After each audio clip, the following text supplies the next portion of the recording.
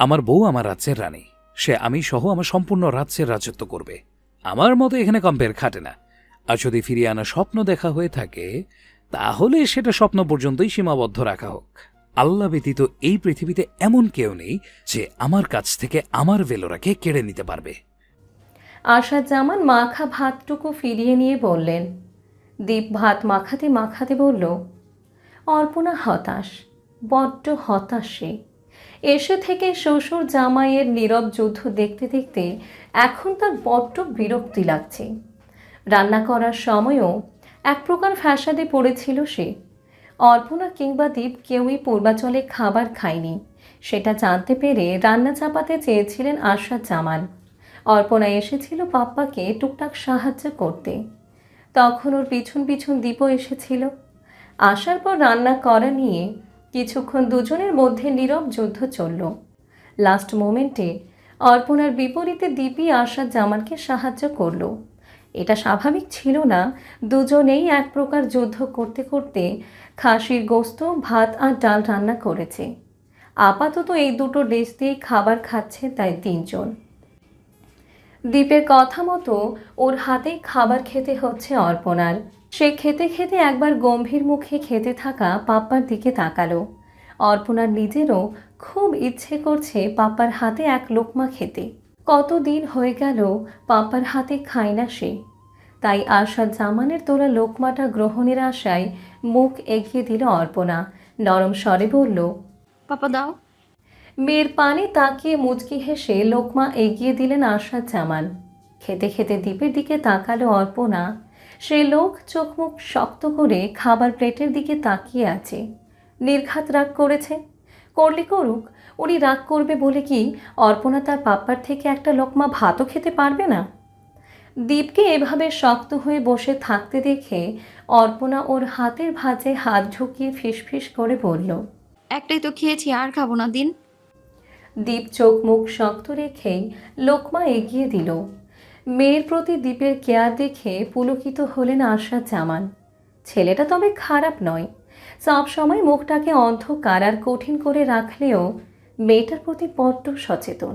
রাগ অভিমানও করে দেখা যায়। এরকম সম্পর্কগুলো খুব সুন্দর হয়। বউরা খুব আদরে থাকে। ওনার মেয়েও নিশ্চয়ই খুব ভালো থাকবে ভেবেই খাওয়ার ফাঁকে মুচকি হাসলেন তিনি। রুমে এসে পরনের শার্টখানা খুলে ফেলল দীপ। বড্ড গরম লাগছে।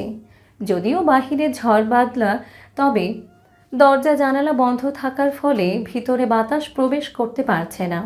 তার উপর তারা এতক্ষণে নিচে ছিল, বিধায় রুমের এসিও অফ করা। দীপ কেন যেন সেটা চালানোর প্রয়াস করল না। শার্ট বিছানায় ছুঁড়ে ফেলে বারান্দার দরজা আর জানালা সব খুলে দিল। সাথে সাথেই তীব্র বাতাস ঘরময় ছড়িয়ে পড়ল। জানালার সফেদ রঙা পর্দাটা ধপধপ শব্দ তুলে উঠছে। বিছানার চাদরখানাও এলোমেলো হয়ে গিয়েছে। বাতাস যত প্রবেশ করছে ততই এলোমেলো হচ্ছে অর্পণার ছোট্ট ঘরখানা। অর্পণা রুমে এসে ঘরের এমন হাল দেখে ভ্রু কুঁচকাল। পরপর দীপের দিকে নজর পড়তেই থমকে গেল। লোকটাকে এরকম উন্মুক্ত অবস্থায় সচরাচর দেখা যায় না। উনি নিজে থেকেই সেই সব মেনটেন করে চলে। মাঝে মধ্যে শার্ট ছাড়া ঘুমালেও পরনে স্যান্ডো গেঞ্জি অন্তত থাকে। কিন্তু আজ কি হলো? গরম লাগছে নাকি ভেবেই এগিয়ে গেল অর্পণা। সামনাসামনি দাঁড়ালেও দীপের দিকে নজর তাক করল না। সে অন্যদিকে তাকিয়ে বলল, গরম করছে, এসি অন করে দেব? অর্পণার দিকে গভীর দৃষ্টিতে তাকিয়ে রইল দীপ। পরপর হাত ধরে টেনে কোলের উপর বসিয়ে দিতে দিতে বলল, করছে। এই ঠান্ডা ওয়েদারেও আমার বড্ড গরম করছে। কথাটা দুই বাক্যের হলেও দীপের বলার ধরনটা ঠিক ছিল না। এমনিতেই লোকটার কণ্ঠস্বর বড্ড ভারী, শুনলেই ভিতরটা কেঁপে ওঠে। তার উপর এরকম একটা কথা অর্পণাকে ঠিক থাকতে দিচ্ছে না। শক্ত হয়ে বসে রইল অর্পণা। দীপ দেখল সেই শক্ত আবরণ, যা চাইলে সে এক মুহূর্তে ভেঙে গুড়িয়ে দিতে পারে। অর্পণার পরন রিপিট অর্পণার পরনে ওভার সাইজ টি শার্ট আর ট্রাউজার। বহুদিন পর এমন পোশাক পরায় বড্ড আনইজি ফিল করছে অর্পণা। দীপ এক হাতে অর্পণার কোমর আঁকড়ে ধরতেই কেঁপে উঠল মেয়েটা। শিরশির করে উঠল ভিতর বাহির। লোকটার হাত বড্ড ঠান্ডা, অস্বস্তি হচ্ছে তার। ওর অস্বস্তি বুঝতে পেরে ওকে একটানে নিজের সাথে মিশিয়ে নিল দীপ। খেই হারিয়ে দীপের কাঁধ আঁকড়ে ধরল অর্পণা। এক হাতে ওকে শক্ত বাঁধনে আবদ্ধ করে অন্য হাত চুলের ভাঁজে নিয়ে মুখটা নিজ মুখ বরাবর এনে পাতলা অধঃজোড়ার দিকে ঘোর লাগা নয়নে তাকিয়ে রইল দীপ। অর্পণাও তাকালো রুক্ষ মানবের বিড়াল চোখের দিকে। দুজনের হৃদয়ে একই আন্দোলন, দুজনের নিঃশ্বাস সাক্ষী দিচ্ছে তারা একে অপরকে কতটা গভীরভাবে চায়। দীপ বৃদ্ধাঙ্গুলি দিয়ে অর্পণার ঠোঁটের মধ্যিখানে থাকা তিলকে হাত বুলাতেই অর্পণা আবেশে চোখ বুজে নিল।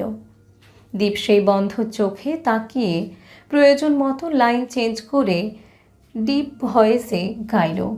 Keep your lip on mine, and if you want I'll tell you lies, tell you I'm yours for life, and tell my wife she's next in line. দীপের গান শুনে চোখ মেলে তাকালো অর্পণা। দীপকে বড্ড অস্বাভাবিক লাগছে, কেমন থেমে থেমে নিঃশ্বাস নিচ্ছে। অর্পণারও একই অবস্থা। সে দীপের কাঁধ থেকে একটা হাত সরিয়ে ধীরে ধীরে গলার ভাঁজে রেখে সেখানে আলতো করে ছুঁয়ে দিতেই বড় সড়ো ঢোক গিলল দীপ, যার ফলে রুক্ষ মানবের অ্যাডামস অ্যাপেলটা ওঠানামা করল গভীরভাবে। অর্পণা সেদিকে দৃষ্টি রেখে নরম স্বরে বলল, আমি তো আপনার ওয়াইফ, তাহলে আগে পরের বিষয়টা আসছে কোত্থেকে? দীপ অর্পণার মুখটা আরেকটু উপরে তুলে নিল। এখন তাদের মাঝে সেন্টিমিটার পরিমাণ দূরত্ব। দীপ আবারও মাদকীয় স্বরে প্রত্যুত্তর করল, এখন তুমি, তারপর তুমি, এরপরেও তুমি, তোমার পরেও তুমি, তারপরেও তুমি। তুমি ব্যতীত দীপ মির্জার কাউকেই স্পর্শ করবে না। আমার মাঝে সকল দখলদারি তোমার। দীপের বলা কথাটা অর্পণার মনোভাবকে আরও প্রশ্রয় দিল। সে গলার ভাঁজে থাকা হাতটা ধীরে ধীরে উপরে তুলে দীপের চুলের ভাঁজে রাখল। বড় বড় চুলগুলো আলতো করে চেপে ধরে আরেকটু এগিয়ে গিয়ে ফিসফিস করে জানতে চাইল। ভালোবাসেন? এই মুহূর্তে এমন প্রশ্ন বোধ হয় আশা করেনি দীপ। কিছুক্ষণ অর্পণার দিকে স্থির দৃষ্টিতে তাকিয়ে থেকে চোখ সরিয়ে নিল। ঠোঁটের ভাঁজে থাকা হাতটা সন্তর্পণের নিচে নেমে গেল। উত্তপ্ত মনোভাবগুলো কেমন গুমুট রূপ ধারণ করল। দীপকে চোখ সরিয়ে নিতে দেখে যা বোঝার বুঝে নিল অর্পণা। সাথে সাথে মাথায় খুন চেপে গেল তার। দু হাতে দীপের গলা চেপে ধরে রাগে ফুঁসতে ফুঁসতে বলল, আমায় তোর প্রস্টিটিউট মনে হয়? তোর এই সুন্দর রূপ দেখে গলে যাব আমি? আমাকে এতটাই সস্তা মনে হয় তোর? ভালো যখন বাসিসই না, তাহলে কোন অধিকারে ছুটে এসেছিস? স্বামীর অধিকারে? তোকে স্বামী বলে মানি না আমি দীপ মির্জা। তালাক চাই আমার, এই মুহূর্তে তালাক দে তুই। দীপ নীরব দৃষ্টিতে অর্পণার দিকে তাকিয়ে রইল। এই যে গলা চেপে ধরেছে, সে বিষয়ে কোনো রিয়াকশন দেওয়ার প্রয়োজন মনে করছে না দীপ।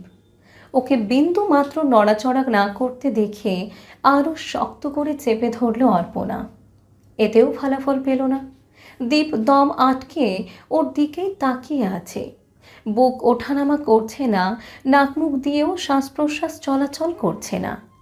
রাগের মাঝেই ঘাবড়ে গেল অর্পণা। দ্রুত গলা ছেড়ে গালে চাপড় মারতে মারতে বলল, হেই, আর ইউ ওকে? দম নিন, দম নিন প্লিজ। ঠিক আছেন আপনি দীপ? তারপরেও দম ছাড়ল না দীপ।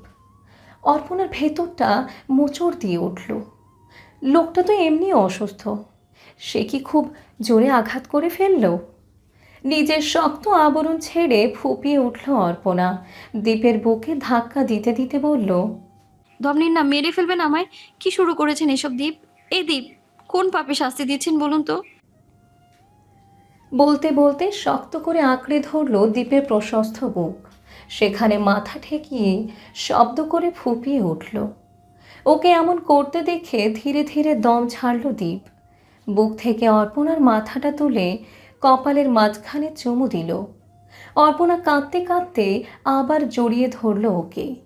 বুকে মুখ গুজে অস্ফুট স্বরে বলল, দীপ, একটা কথা বলি, আজই বলবো, তাও লাস্টবার। দেখবেন আপনি আমায় একদিন ভালোবাসবেন, খুব ভালোবাসবেন। সেদিন বারবার গলা ফাটিয়ে বলবেন, আই লাভ ইউ অর্পণ। তোকে আমি আমার নিজের থেকেও বেশি ভালোবাসি। কিন্তু ততদিনে খুব দেরি হয়ে যাবে। আমার একটা বাজে স্বভাব আছে জানেন। আমায় কেউ যত্ন করে অবহেলা দিলে আমি তাকে পৃথিবীর সমান অবহেলা দিয়ে ছেড়ে যাই। আমি থাকবো না দীপ, মিলিয়ে নেবেন আপনাকে আমি একা করে। আর বলতে পারল না অর্পণা। তার আগেই ওর মাথাটা তুলে ওষ্ঠযুগল দখল করে নিল দীপ। সেকেন্ডের গতিতে অর্পণার পিঠ ঠেকল বিছানায়। হাত আবদ্ধ হলো দীপের হাতের ভাঁজে। অনেকটা সময় এভাবেই পেরোলো।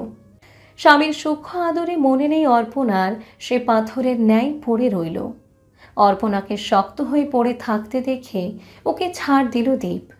দ্রুত শ্বাস টেনে নিজেকে ঠিক করার প্রয়াস চালিয়ে বলল, কোথায় যাবি তুই বল? আমার কাছে থেকে আবার পালাবি? কত দূর যাবি? তুই যেখানেই যাস তোকে সেখান থেকে ছিনিয়ে এনে বুকের মাঝে লুকিয়ে রাখবো অর্পণ। ভালোবাসা কি জান? ভালোবাসায় কি থাকে? তোকে কম আদর করি আমি? বল, তোর কি লাগবে? আরো আদর লাগবে? কতটা ইম্পর্টেন্স চাই তোর? সব এনে ফেলবো তোর পায়ের কাছে। তোকে একটা বাচ্চা নেয় আগলে রাখবো সারা জীবন। এরপরেও ভালোবাসা দিয়ে কি করবি তুই? আমি আছি না? আমি সে তোর মাঝে আবদ্ধ আছি, তাতে কি তুই হ্যাপি নস? এরপরেও ওসব ভালোবাসার জন্য কেন মরিয়া হচ্ছিস? ভালোবাসা ভালো না, আমি আর ভালোবাসবো না। ভালোবাসলেই সেটা হারিয়ে যায়, তোকে আমি হারাতে পারবো না। বলতে বলতে অর্পণার বুকে মুখ গুজে দিল দীপ। সে পারে না, ভালোবাসি কথাটা কেন যেন স্বীকার করতে পারে না। মন বোঝে সে অর্পণাকে ছাড়া এক মুহূর্তও বাঁচতে পারবে না, অথচ মন এটা স্বীকার করতে চায় না যে সে অর্পণাকে ভালোবেসে ফেলেছে। অর্পণার চোখ বুজে আগের ন্যায় বিছানায় পড়ে রইল। জীবন, সংসার, আপন পুরুষ কোনোটাতেই তার ধ্যান নেই। সে ডুবে আছে অনেক ভাবনায়। সেসব ভাবনার মাঝে মনে মনে কয়েকটা বাক্য আওড়ালো। আপনাকে ছেড়ে আমি এমন এক জায়গায় যাব, সেখান থেকে আপনি কেউ ফেরাতে পারবে না আমায়। দেখে নেবেন, আমি আপনাকে আবারও অসহায় বানিয়ে ছেড়ে যাব। সাথে সাথে চোখ থেকে দুফোঁটা গরম জল গড়ালো। অর্পণা সেই জলকে উপেক্ষা করে নিজেকে শক্ত করল। পরপর দীপের চুলের ভাঁজে হাত চালিয়ে বলল, ঠিক হয়ে শুন, ঘুম পেয়েছে, ঘুমোবো আমি। রাত তখন 2:28। অর্পণাকে আষ্ঠে পৃষ্ঠে জড়িয়ে ধরে খুব শান্তিময় ঘুম দিয়েছে দীপ। তবে ঘুম নেই অর্পণার চোখে। প্রথম দিকে দীপের সামনে ঘুমানোর ভান করে পড়ে থাকলেও ঘুমানোটা আর হয়ে ওঠেনি। ভঙ্গুর অর্পণা মনের সকল ব্যথা সরিয়ে রেখে ধীরে ধীরে দীপের থেকে নিজেকে ছাড়িয়ে নিল। লোকটা ঘুমের মাঝেও তাকে আঠার মতো শক্ত করে নিজের সাথে বেঁধে রাখে। ছাড়াতে বড্ড বেগ পোহাতে হয়, যেমনটা এই মুহূর্তে পোহাতে হলো। অর্পণা নিজের পোশাক ঠিকঠাক করে রুম থেকে বেরিয়ে গেল। বসার ঘর পেরোনোর সময় নিজের অতি প্রয়োজনীয় জিনিসটা নিয়ে তার রুমের মুখোমুখি অবস্থান করা রুমের দরজাটা নিঃশব্দে খুলে ভিতরে প্রবেশ করল। এই সময়টাতে আশা জামান জেগে থাকে। গভীর রাতে কেস নিয়ে স্টাডি করা বহুদিনের স্বভাব। দরজা খোলা শব্দ পেয়ে নোটে নজর রেখে এক হাত বাড়িয়ে দিলেন। অতীব নরম স্বরে ডাকলেন, পাপার ডাকে মুচকি হাসল অর্পণা। পাপা যখন তাকে এইভাবে ডাকে তখন তার পৃথিবীর সমান অপূর্ণতাই ডাকের মাঝে মাটি চাপা পড়ে যায়। মন বলে, অর্পণা, তুই সকল পূর্ণতা একসাথে লাভ করে নিয়েছিস। অর্পণা ধীর পায়ে এগিয়ে গিয়ে পাপার পাশাপাশি সোফায় বসে পড়ল। পাপার বাড়ানো হাতের ভাঁজে নিজেকে সঁপে দিয়ে পাপার বুকে মুখ গুজল। আশা জামান কেসের যেন একটা চার্ট বানাচ্ছিলেন।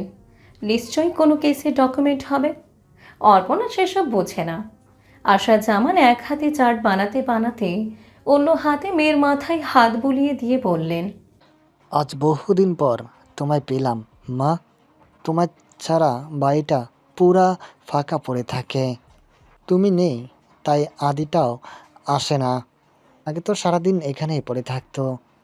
তুমি ওকে মেনে নিলে আমি, তুমি আর আদি তিনজন একটা সুন্দর সংসার হতো মাম্মা। পাপার কথায় মলিন হাসল অর্পণা। সত্যি, আদিকে মেনে নিলে তাদের বাবা মেয়েকে আলাদা হতে হতো না। কিন্তু তা তো অর্পণার পক্ষে সম্ভব ছিল না। আপাতত সেসব কথা ভাবল না অর্পণা। ফেরার পথে কিনে আনা বিষয়টা পাপার সামনে রেখে ঠোঁট বাঁকিয়ে হাসল। বিনিময়ে আশা জামান চোখ ছোট ছোট করে জিজ্ঞেস করলেন, এখন আবার আপনার কি চাই মা? অর্পণা বিয়ারের ক্যানটা ঘোরাতে ঘোরাতে বলল, ইনফরমেশন। না মা, মাফ করেন, আপনাকে একবার ইনফরমেশন দিয়ে দ্বিতীয়বার জীবনটা হেল করে দিয়েছি। আর কোনো ইনফরমেশন আমি দিতে পারবো না। পাপ্পার নাকচে শব্দ করে হাসল অর্পণা।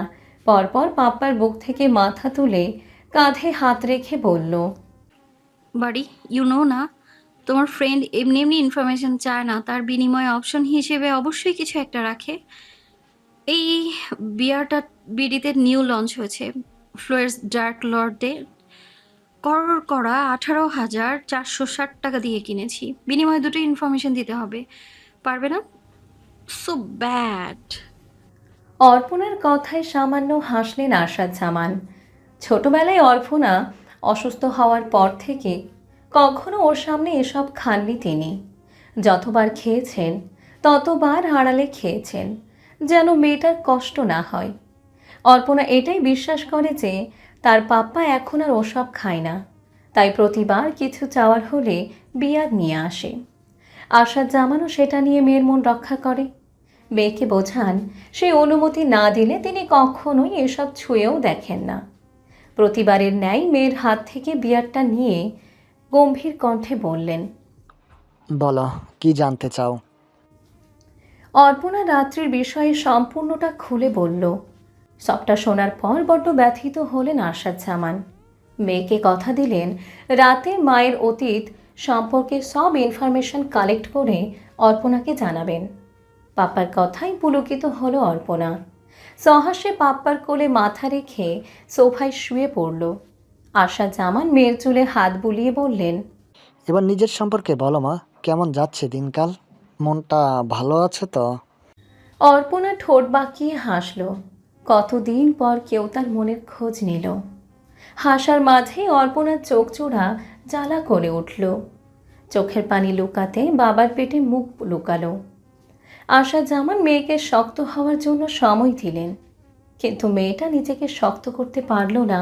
উল্টো কান্না ভেজা কণ্ঠে অস্ফুট স্বরে ডাকল, পাপা। মেয়ের কান্না ভেজা কণ্ঠ শুনে থমকে গেলেন আশাদ জামান। 4 বছর ধরে মেয়ের পাথররূপ দেখার পর এই ডাকটা বড্ড ব্যথা দিল ওনাকে। তিনি নরম স্বরে সাড়া দিলেন, বলো মাম্মা। তোমার অর্পণা কি খুব খারাপ? মেয়ের করা প্রশ্নটা আরও ব্যথা দিল ওনাকে। মেয়েটা আজ এত কাতর হচ্ছে কেন?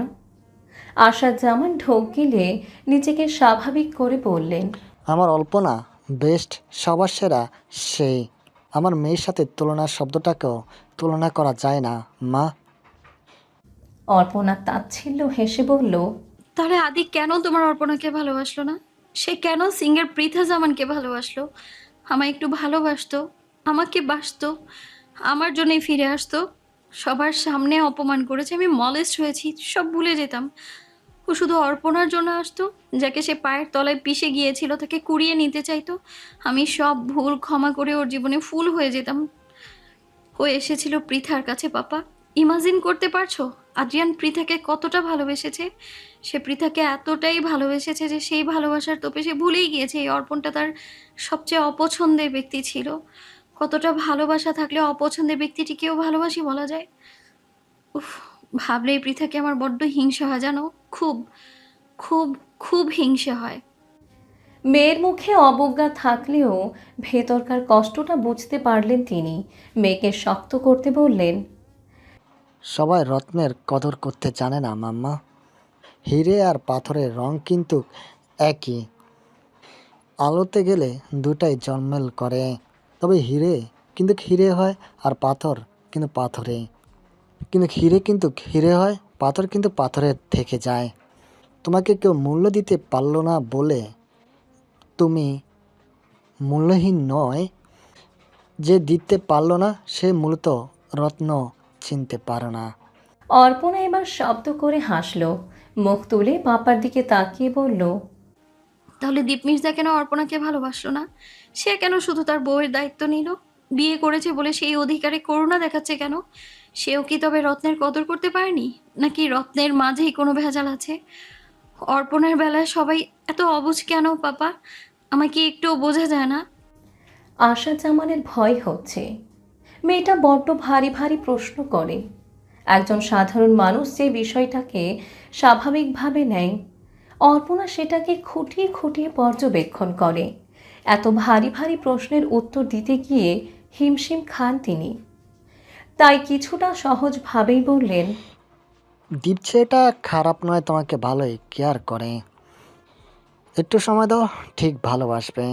হুট করে তোমার আসল পরিচয় জানতে পেরেছে তো, তাই হয়তো ভালোবাসতে পারছে না। তৎক্ষণাৎ প্রশ্ন ছুড়ে দিল অর্পণা। কেন পাপা? অর্পণাদের কেন কেউ একটু ভালোবাসতে পারে না? মাম্মাও বাসলো না। কেন বাসলো না পাপা? আমি তো তার নিজের মেয়ে, নারী ছেঁড়া ধন। রাত্রি মাম্মা যদি ওর দিকে তাকিয়ে সারা জীবন বিয়ে না করে থাকতে পারে, তাহলে মাম্মা কেন আমার দিকে তাকিয়ে তোমার সংসারটা করলো না পাপা? তুমি তো মামাকে কষ্ট দাওনি, কেন ছেড়ে গেল আমাদের? উত্তরটা জানেন আশাদ জামান, কিন্তু মেয়েকে বলতে পারবেন না, তাই চুপ রইলেন। বাবাকে চুপ থাকতে দেখে তপ্ত নিঃশ্বাস ফেলল অর্পণা। পাপা, আমার কটা রূপ জানো? আমার তিনটা রূপ। একটা হলো অর্পণা, এই যে আমি, এই আমিটা উগ্র, বেয়াদব, ঘাড়তেরা, অসভ্য, যে ম্যানার্সের মটাও জানে না। দ্বিতীয়টা হলো পৃথা, সে খুব ভালো গায়িকা, আদির ভালোবাসা। আর তৃতীয়টা হলো পারমিতা, মানে পারোর মতো হুবহু দেখতে চেহারাটা। ভেবে দেখো পাপা, এই তিনটা রূপের মাঝে আদি বেছে নিল পৃথাকে, আর দীপ বেছে নিল তার বউয়ের চেহারাকে। এখানে অর্পণার অস্তিত্বটা কোথায়? অর্পণাকে কে খুঁজলো, কে ভালোবাসলো? একজন আমার গুণ ভালোবাসলো, আরেকজন আমার রূপ। কেউ আমায় ভালোবাসলো না পাপা, কেউ না। আমার মাঝে আমার বলতে কিছুই রইলো না। ব্যক্তির আমিটা কোনো কাজেরই না। আমার লুজার পাপা, জাস্ট লুজার।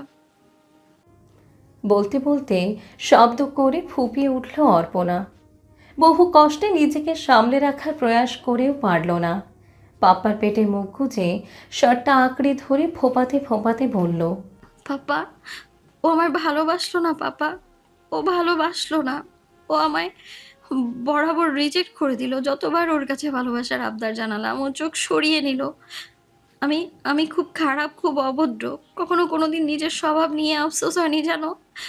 আদি যখন এক ঘর লোকের সামনে আমার স্বভাব নিয়ে অপমান করলো, আমি তখনও আফসোস করিনি। আজ খুব আফসোস হচ্ছে, আমি কেন এমন হলাম? আমি কেন ভালো হলাম না? আমি কেন ভদ্র হলাম না? কেন মেয়েদের মতো চলতে শিখলাম না? দুটো মিষ্টি করে কথাও বলতে পারি না। ও একবার অভিযোগ করেছিল আমি কেন এরকম তিক্ত কথা বলি। স্বামীর মন রক্ষার্থে কেন দুটো মিষ্টি কথা বলতে পারি না আমি? ও আমায় ঘাটতারা বলে, ও আমার প্রতি চরম বিরক্ত পাপা। আমায় নিয়েও শুধু অভিযোগ করা যায়, আমায় ভালোবাসা যায় না। আমি যদি কখনো মরে যাই, ওকে দেখে রেখো পাপা, মনে রেখো তোমার মেয়ের শেষ ভালোবাসা। ওর সাথে কখনো খারাপ বিহেভ করবে না। ওর সাথে কথা বলার সময় মনে করবে তুমি আমার সাথে কথা বলছো। আমার পুরো অস্তিত্ব মিশে আছে ওর সাথে। আমার অস্তিত্বকে অবহেলা করো না, ওকে সন্তানের মতো মনে কর। মেয়ের মাথাটা পেটের সাথে শক্ত করে চেপে ধরলেন আশা জামান। মেয়ের আর্তনাদে ওনার চোখ ভিজে উঠেছে। তিনি ভাঙা কণ্ঠে আওড়ালেন, চুপ করো মা, চুপ করো। কি বলছো এইসব? আমার মেয়ে তো এতটা বঙ্গুর না, এ তো খুব স্ট্রং, একা হাতে সব ঝামেলা ওভারকাম করতে পারে। আমার মেয়েকে তো আমি এতটা দুর্বল হতে শিখাইনি, তাহলে আজকে এরকম আচরণ করছে কেন? আমার মা আপনি ছাড়া আমার কে আছে বলুন? আপনার কিছু হলে আপনার পাপ্পাকে কে পথ দেখাবে? আগের ন্যায় ফোপাতে লাগলো অর্পণা। বাচ্চাদের মতো করে কাঁদতে কাঁদতে বলল, আমি দুর্বল হয়ে পড়েছি পাপা, খুব খুব দুর্বল হয়ে পড়েছি আমি। 4টা বছরে নিজের জন্য যেই শক্ত আবরণ তৈরি করেছিলাম, সেটা দীপ মির্জা এসে ভেঙে চূর্ণ চূর্ণ করে দিয়েছে। ওনাকে আমি ভালোবাসি পাপা, খুব খুব ভালোবাসি।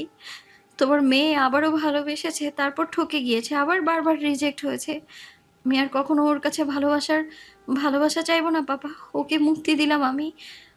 আর কোনো দিনও ওর ভালোবাসার আশা করব না আমি। সে থাকুক না নিজের আবদ্ধ ভালোবাসা নিয়ে। আমি আর কোনো দিনও সেই দ্বার খুলতে যাব না, সামান্য টোকাও দেব না। মাঝে কেটেছে কয়েকটা দিন। অর্পণা ফজরের নামাজ পড়ে রুম থেকে বের হলো। আজ 2 দিন ধরে দীপ বাড়িতে নেই, জয়পুর হাট গিয়েছে। ওখানে মসজিদ, মাদ্রাসা, আশ্রম সব কিছুর কাজ একসাথে চলছে। তাই সেদিকের হিসেব নিকেশ কিংবা কাজের ধরন চেক করার জন্য যাওয়াটা প্রয়োজন ছিল। আর সবচেয়ে বড় কথা, দীপের ভালোবাসার মানুষ সেখানে শায়িত আছে। তাকে দেখতে যাবে, তার সাথে সময় কাটাবে। এটা আহামরি কোনো ব্যাপার না। অর্পণার কখনো এসব নিয়ে আপত্তি ছিল না। আর না সে পারুর সাথে হিংসা করে। হিংসা হয় সমানে সমানে। দীপ তো কখনো তাকে সেই জায়গাটাই দেয়নি। আর দিলেও বা কি? পারুকে হিংসা করা চায় না। অর্পণা পারুকে খুব সম্মান করে। সেই সব ভাবতে ভাবতে সিঁড়ি পেরিয়ে নিচে নেমে রান্নাঘরের দিকে এগিয়ে এলো। এই পৃথিবীতে বোধহয় সেই একমাত্র বউ যে কিনা সারাদিন গায়ে হাওয়া লাগিয়ে ঘুরে। মন চাইলে ঘর থেকে হয়, নয়তো হয় না। মেধা বাড়ির মেয়ে হওয়া সত্ত্বেও বাড়ির বউয়ের দায়িত্ব পালন করে, মা এবং শাশুড়িকে সাহায্য করে। অথচ অর্পণা পরের বাড়ির মেয়ে হয়েও নির্লিপ্তভাবে চলাফেরা করে। না, এভাবে কি জীবন কাটানো যায়? শ্বশুর শাশুড়ি মিলে চাচ্ছে ওদের সংসারটা ঠিক করতে, সম্পর্কটা একটা বোঝাপড়ায় আনতে। অর্পণার এতে কোনো মতামত নেই। সে আর ভালোবাসা আশা করে না। মানুষ মারা যাবার পর তাকে কাঠের খাটিয়ায় নেওয়া হোক কিংবা লোহার খাটিয়ায়, শেষ সীমানা সেই কবর পর্যন্তই। কতদিনই বা আছে সে? যে যেভাবে খুশি চালিয়ে নিক, তার কোনো আপত্তি কিংবা অভিযোগ নেই। অর্পণাকে রান্নাঘরে দেখে রোমানা বেগম এগিয়ে এসে জিজ্ঞেস করলেন, অপর্ণা, এখানে কি হয়েছে? অপর্ণা, এখানে কি করছো? কিছু লাগবে তোমার? কফি দেবো? ঠোঁট প্রসারিত করে হাসল অর্পণা। কিছুটা এগিয়ে গিয়ে নরম স্বরে বলল, না না, আমার কিছু লাগবে না। আসলে ঘরে বসে একা একা বোর হচ্ছিলাম। আমি সবার জন্য চা কফি করি। রোমানা বেগম সাথে সাথে নাকচ করে বলল, তুমি কেন করবে মা? আমরা আছি না। তুমি নয়তো পড়শিকে ডেকে দাও। আজকেও মনে হয় নামাজ পড়েনি। বেয়াদবটাকে থাপড়ে ঠিক করতে হবে। মেধা ফ্রিজ থেকে ডিম বের করতে করতে বলল, বকাঝকা করো না তো আম্মু, মেয়েটার মাত্র এক্সাম শেষ হলো, ঘুমাচ্ছে ঘুমাক। চোখ পাকিয়ে মেধার দিকে তাকালেন রোমানা বেগম। ধমকের স্বরে বললেন, নামাজ রেখে কিসের ঘুম? ওর ঘুম আমি বের করব। মুসলিম ঘরে জন্ম নিয়েছে, বেধর্মীদের মতো চলাফেরা। মরার পর আল্লাহ মাফ করবে? ননদকে লাই না দিয়ে নিজের মতো বানাতে পারো না? দিনকে দিন ওর অহমিকা আকাশ ছাড়াচ্ছে। সারাক্ষণ বাপ ভাইদের ক্ষমতার বড়াই করে। রোমানা বেগমের বকাঝকার মাঝে নিচে নেমে এলো পড়শি। পিঠে নিচ সমান চুলের বেনুনি ঘোরাতে ঘোরাতে বলল, সকাল হতে দেরি, আমার বদনাম করতে দেরি নেই। শত্রুর বাড়িতে থাকি, কবে যে বিয়েটা হবে, কবে এই শত্রুর মেলা থেকে মুক্তি পাবো। আজকেও 2 রাকাত নফল নামাজ পড়েছি। যদি এবার আমার জীবনে একটা প্রিন্সের আগমন ঘটে। প্রিন্স, তুমি কোথায়? আমাকে এই শত্রুর রাজ্য থেকে উদ্ধার করে তোমার রাজপ্রাসাদে নিয়ে যাও প্লিজ। পড়শির কথা শুনে কটমট করে তাকালো মেধা। এই মেয়েটার মুখ অটো মেশিনের মতো চলতেই থাকে। ভাইদের মতো মুখ চোরা হয়েছে। বড় ছোট মানে না, যা খুশি বলে ফেলে। এখনই আম্মু ধমক দিল বলে। রোকেয়া বেগম সত্যি সত্যি ধমক দিতে নিয়েছিলেন, কিন্তু তার আগেই সদর দরজা দিয়ে বাড়ির 3 পুরুষের আগমন ঘটল। ওদের আসতে দেখে এগিয়ে এলো মেধা। বিহানের কাছে পৌঁছাতেই প্রতিদিনকার ন্যায় বিহানও ওর চোখে মুখে দোয়া পড়ে ফুঁক দিল। বিহানের কাছে পৌঁছাতেই প্রতিদিনকার ন্যায় বিহানও ওর চোখে মুখে দোয়া পড়ে ফু দিল। অর্পণা তাকিয়ে রইল সেদিক পানে। ভালোবাসা বুঝি এতটাই সুন্দর হয়? এরকমভাবে ভালোবাসতে তো টাকার পয়সার প্রয়োজন পড়ে না, শুধু একটা নিষ্পাপ মনের প্রয়োজন। অর্পণা ভাবে, এই মেয়েগুলো কারা, যাদেরকে মানুষ প্রথম দেখায় ভালোবেসে ফেলে, মায়ায় জড়িয়ে যায়? ভালোবাসার জন্য কাঙাল হতে হয় না? তারা কি খুব সুন্দরী হয় নাকি ভাগ্যবতী?